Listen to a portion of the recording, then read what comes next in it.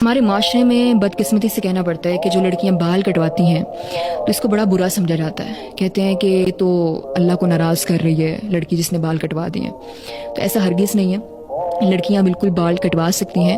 اس میں جو مسئلہ ہے وہ یہ ہے کہ اتنے چھوٹے نہ کروائیں کہ وہ مردوں کی مشابت میں چلے جائیں، یعنی کندھوں سے اوپر نہ ہو، اور مرد اسی طرح کندھے سے نیچے نہ رکھے کہ وہ عورتوں کی مشابت میں چلا جائے. تو بال آپ کٹوا سکتی ہیں، ایون جس طرح کی بھی کٹنگ آپ کروانا چاہیں وہ کروا سکتی ہیں. بس آپ نے یہ ذہن میں رکھنا ہے کہ بال کندھوں سے اوپر نہ ہو. حج میں بھی جہاں پر منڈوانا ہمارے لیے بڑا افضل عمل ہوتا ہے، عورتوں کے لیے نہیں.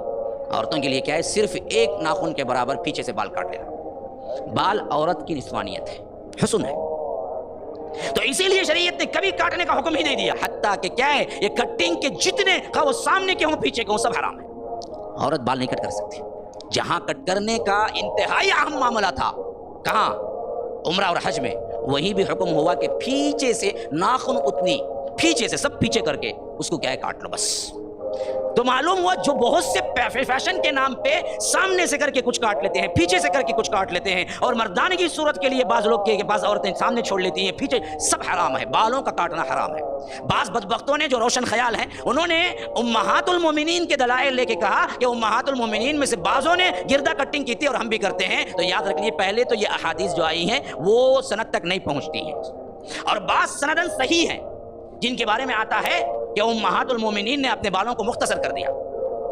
مفسرین اور محدثین اس بارے میں ہمیں بتاتے ہیں کہ وجہ اس کی یہ تھی کہ اللہ کے رسول کے بعد ان سے کوئی شادی کرنے والا نہیں تھا، سب ان پر حرام تھے، اور بال حسن کا نمونہ تھے. تو امہات المومنین نے چاہا کہ اپنے حسن کو باقی نہ رکھیں. جب اللہ کے رسول کی وفات ہو گئی اور زمانہ گزر گیا، اور جن امہات المومنین کو زیادہ جینے کا موقع ملا، کوئی 50 سال جی، کوئی 40 سال جی، تو انہوں نے بعد میں آگے چلنے والے آگے جو خیالات، جو حالات بدلے، اس حیثیت سے کیا کیا کہ اصل بال تو حسن ہوتے ہیں عورت کا، اور ہمیں حسن کی ضرورت نہیں ہے، تو ہمیں تو کیا ہے، مائیں ہیں ہم سب کے. تو اس وجہ سے انہوں نے کچھ مختصر کیا، ورنہ تو کوئی ایسا لفظ، کوئی ایسی چیز نہیں ملتی جو کہ عام عورت کے لیے وہ حکم ہو، کیونکہ وہی ایک عورتیں تھیں جن کے لیے اللہ کے رسول کے بعد شادی کرنا حرام ہے، بقیہ کسی عورت کے لیے نہیں ہے. تو یہ دلیل بھی نہیں مل سکتی.